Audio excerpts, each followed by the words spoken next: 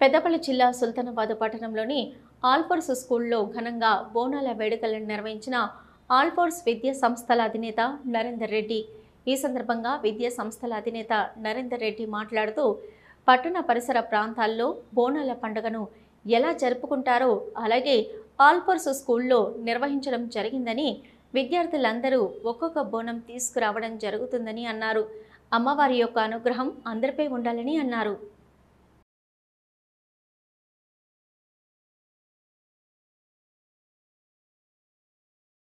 Bonalu celebration జరుగుతున్నాయి.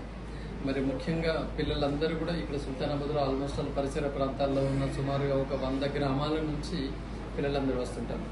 మరి వాళ్ళ గ్రామాల్లో ఎంత ఘనంగా చేసుకుంటారో అంతకంటే ఎక్కువగా వాళ్ళందరూ కూడా మరి ట్రెడిషనల్ డ్రెస్లో ముస్తాబై అందరూ కూడా ఒక్కొక్క బోనంతో రావడం జరిగింది. బోనము అంటే భోజనము అంటాము, అది నైవేద్యం, అమ్మవారికి ఇచ్చే నైవేద్యమే మనం బోనము అని చెప్తుంటాం. దాన్ని మరి ఒక కుండలో మనం వేస్తూ కొంచెం పసుపుతో ఉన్న అన్నాన్ని, కొంచెం స్వీట్ అన్నాన్ని వేసుకొని తలపైన పెట్టుకొని వెళ్ళడం వల్ల ఒక ఆనవాయితీ.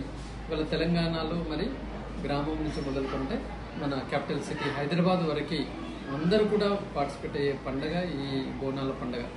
ముఖ్యంగా చెప్పాలంటే ఈ సీజన్లో వ్యాధులు ఎక్కువగా వచ్చే ఈ సీజన్లో అమ్మవారి యొక్క అనుగ్రహం చేత అందరూ ఆరోగ్యంగా ఉండాలి అని ఒక సైంటిఫిక్ తోటి మరి ముఖ్యంగా వేప ఆకు కావచ్చు ఇవన్నీ కూడా మనం చేస్తున్నాం.